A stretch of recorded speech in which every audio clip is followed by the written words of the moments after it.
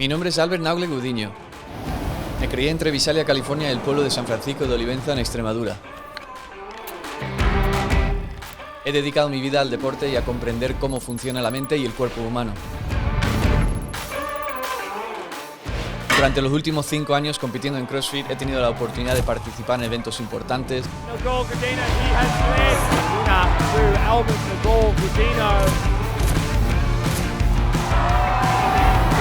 vivir momentos mágicos. Ahora, como entrenador y atleta máster, busco el equilibrio entre el rendimiento y la salud para ayudar a mis atletas a conseguir sus objetivos. Guiado por esta idea, he decidido emprender un viaje en busca de los mejores entrenadores y atletas del mundo para absorber sus métodos y conocer sus entornos.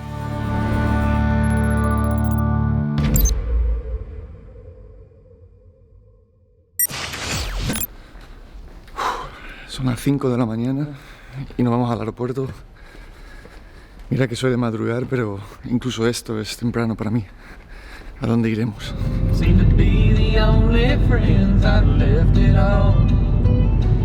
Ya hemos llegado a Barajas. Vamos a intentar pasar seguridad, a ver si no nos da muchos problemas, que está Madrid cerrado.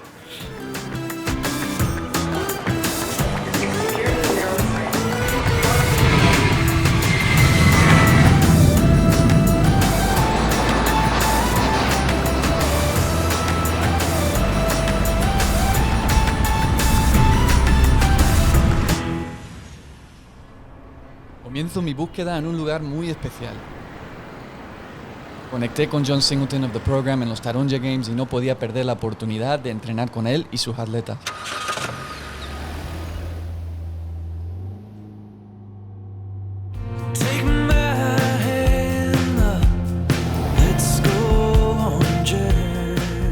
Me enamoré de Mallorca desde la primera vez que visité la isla. Con sus calas y montañas, para mí es todo un paraíso.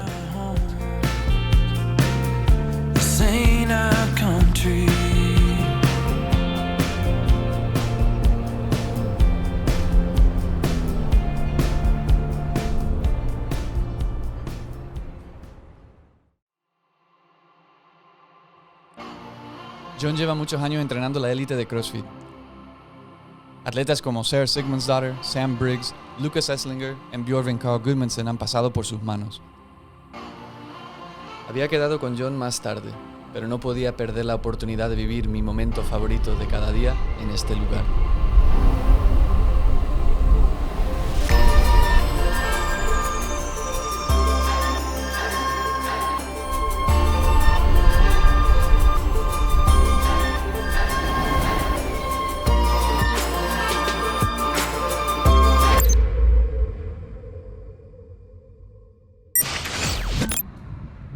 Estamos aquí en C23 CrossFit, vamos a entrenar con el equipo de John Singleton de The Progrm, atletas de Games, atletas top, a ver qué tienen para mí hoy. Los atletas que entrenan con él en Mallorca ahora no son nada menos que atletas de Games, fites en su país y ganadores de Sanctionals. Me uno a ellos un sábado para conocerles y conocer The Mash. Thanks for having us. It's a pleasure for us to come and talk to you. First things first, did you watch the games? Yes, we have, yeah. How was that experience? What did you think about it? I'm a fan of the sport, so it is fun to watch others doing the open reach, past regionals or sanctionals on their games, of course. So you get that fan perspective of just appreciating what the best in the world are doing. And then, well, I wouldn't say bitterness, but there is, to a certain degree, a little bit of jealousy. Right. And then the desire to compete there as well. So it's sort of like mixed emotions, but all in all, it's always a pleasure to see the games, and we were very happy that it was happening. It was strange watching with only 5 athletes. It was like I said, it was like something was missing in a way. It was hard because basically all of us, like a lot of people should be there. Mm-hmm. And they kind of like take it from us because of the changes and cutting and stuff like this. So instead of having only one qualifiers, open and like sanctional season, we had another qualifiers at the end, like the online stage 1. Mm-hmm. So it was just hard to watch and not being there. You're the fittest in your country. you also top 20 in the Open, and you won a sanctioned event. Yeah, So that's you, right. there was like, I'm going to the games one way or another, Yeah, right? I And was kind of safe with this. right, so like not being in the final after all that hard work, not just from a training perspective, but a winning perspective, right? Like you win your country, you win the Open, so to speak, because you made it in the top 20. And then a sanction on top of that, which is probably, in my opinion, one of the hardest things to do, is actually win an in-person event. I think that's a great sort of season in my opinion, even though you weren't at the final stage of the games. That's amazing. So I have to definitely applaud your performance. Are you already planning towards that? Is that something that's already in your mind, and you're sort of day to day going, okay, I've got 100 days, or I've got 3 months, or whatever it is, to the Open? Is that where your mind is at right now? Oh, like definitely. I was so hungry after the first stage of CrossFit Games that basically it was just not even full 2 weeks break. It was just more for like mindset and fresh start. Honestly, the goal would be to try to push for top 20 in the Open. And it's a bit of a, because the Open is so different, you never know what kind of workouts you're going to get. There's so many people, the margins are so small. But at the end of the day, I'm like, I am going to push. I'm going to try to be in as good shape as I can to try to fight for that top 20. It's not just me. I think it's everyone. We just want a system that is consistent and it stays. Because the problem with the constant change is that you don't know what you have to do to get there. What's the most valuable thing that you get from your coach? Give me confidence when I need it. And I'm that kind of athlete who really need it. For me, I think the most valuable thing with having John, he also has a background as an osteopath. So now when you have niggles, like when is it okay to push, when should I back off? That kind of things is for me very valuable to like have someone that I can just discuss with. Like. Well, it's a hard question. Look, in general, what I learned through doing CrossFit for now, it's like coming up in 8 years, is that it is hard to find a good coach, right? Today, everyone is a coach. Everyone has their online training program. And at the end of the day, it comes down to a couple of things. One of them is trust. Now I can say that John is not just a very dear friend, also a coach, and also my employer, my boss. So it is a constant sort of like juggling the relationships. But he's been nothing but good to me in all sense. It is actually when I walked through the doors of C23, I just felt like, okay, wow, like it sounds like a cliche that I am home, but I have felt this since the first day I've come in here. Felt good, yeah, it's just like everyone from the owners to the members, very welcoming, and it is in some ways the best part of my day to come through the door, and just I'm happy to spend time here. Awesome, man. It was a pleasure. Hey, thank you. Thank you for thank you for your time. No, thank you. No, thank you guys for coming. Do I do anything with this now? Thank you. Thank you.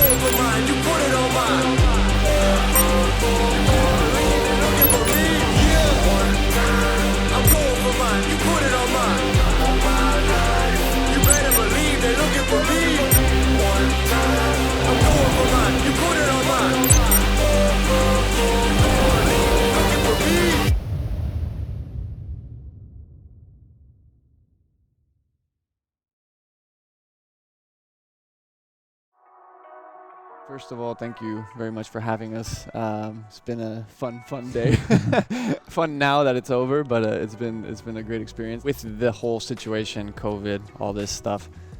from a coaching perspective, how difficult has that been, trying to make sure that your athletes are in shape, making sure that they're ready for whatever it is that might be coming up? It's always hard, you know, like I think most people like to have that kind of sense of control, even though you may not have it, and with all this uncertainty, it obviously creates a lot of stress.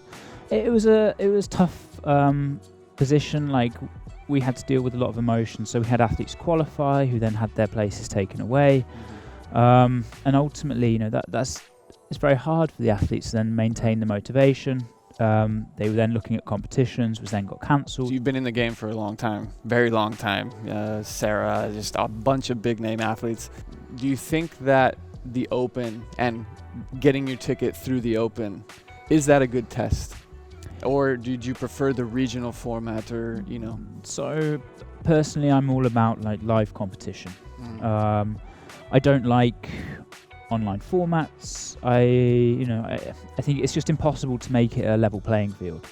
And for me, the reason why, you know, I'm still in the sport, the reason why I coach is the live competition. And so, you know, we will adapt. We will try to do our best on the online formats, because that's kind of the position we're forced into. But no, I don't particularly like the Open. I think it's a bit too long. Like 5 weeks it's tough. It's a long time. We could cut it down, right? Like 5 WODs is not that much. Yeah, exactly. You know, I'd love to see a reduced time frame of the Open. Is the fittest person, or the games athlete, is that person now training only CrossFit from an early age? Or are we still going to be able to see somebody who comes out of other sports and sort of develop into a CrossFit athlete? Or is it necessary, sort of like the Medeiros, you know, example that we had at the games, where, you know, he's been doing CrossFit since he was 12, 13 years old, maybe not dedicated, but he already had, you know, that contact with it and the developing his systems. So is that fittest person, or let's just say group of fittest people, are they now solely CrossFit athletes? I don't actually think so. Certain things help, like if you haven't maintained squat mobility, if you haven't been exposed to some form of technical progress, be that through weightlifting or gymnastics, and if you don't have those, I think it's a lot harder to adapt. But this being said, I still think you can come in at late teens, early 20s, and if you have that potential, still do very well in the sport. The MASH. Just tell me the MASH.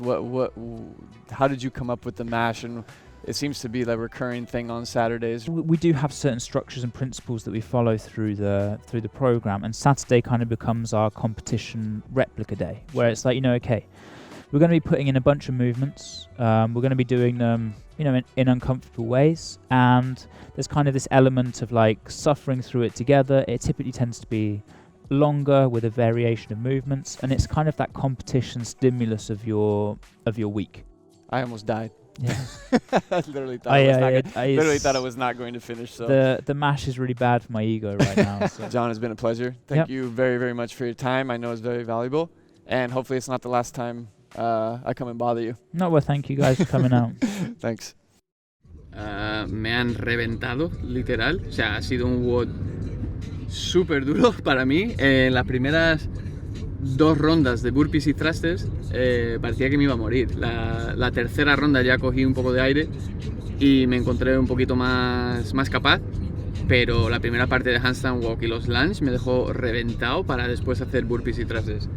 1 hora de WOD, varios minutos por ahí de descanso, pero la verdad que pareció nada.